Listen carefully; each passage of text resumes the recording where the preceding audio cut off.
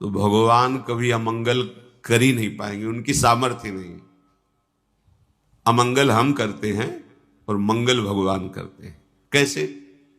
भगवान जब कभी क्रोधित हुए दिखाई देते हैं और उनका वध करते हैं तो उनको वो परम पद मिलता है जो ऋषि मुनि साधना करके प्राप्त करना चाहते हैं। क्या हुआ? अमंगल हुआ क्या? अरे महामंगल हो गया। तो मंगल भवन प्रभु को अगर कह दिया जाए कि तुम्हारी ताकत हो तो अमंगल करके दिखा देना, तो एक विनोद की भाषा में कह सकते हैं कि भगवान की ताकत ही नहीं कि अमंगल कर सके, क्योंकि वो मंगल भवन है। जैसे सूर्य की ताकत ही नहीं कि वो अंधेरे का दर्शन करा दे, वो चले गए तो अंधकार छा जाएगा।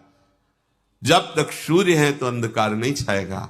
ऐसे जिसके जीवन में भगवान की शरणागति उतर गई, अब हर विधान मंगलमय है, हर विधान।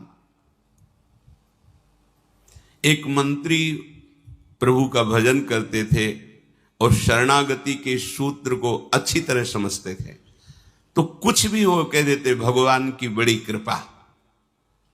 तो एक दिन राजा शिकार खेलने के लिए जाते ही हैं, जो प्रजा के नाशक पशु हैं, जो रुग्ण पशु हैं, जिनके द्वारा संक्रामक रोग फैलते हैं, उनको वध करके प्रजा को सुरक्षित रखते हैं। उनका शिकार खेलना स्वाद के लिए नहीं होता, प्रजा रक्षा के लिए होता है। मंत्री भी साथ थे, तो किसी पशु का पीछा किया और बड़े आवेश में आए, सावधान नहीं रहे तो प्रत्यंचा से अंगूठा कट गया और उनका मंत्री अंगूठा कट गया। उनको भगवान ने बहुत अच्छा किया, बड़ी कृपा। उनके ये शब्द ही थे, क्योंकि जानते थे भगवान का प्रत्येक विधान परम मंगलमय होता है।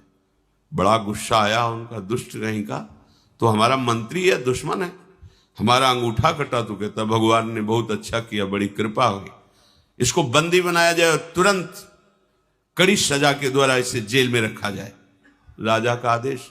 उनका बड़ी कृपा महाराज, भगवान की बड़ी कृपा, बहुत अच्छा किया भगवान। पागल हो गया है मंत्री, मंत्री पद से हटा के इसे जेल में रख रहे, कह रहा भगवान ने बहुत अच्छा किया, बड़ी कृपा। कुछ दिन बाद वैद्यों के द्वारा अंगूठा ठीक हुआ। स्वभाववश फिर शिकार खेलने के लिए गए। एक पशु का पीछा किया, जो राज सैनिक थे वो जंगल की गलियों में पीछे रह गए और वो आगे निकल गए।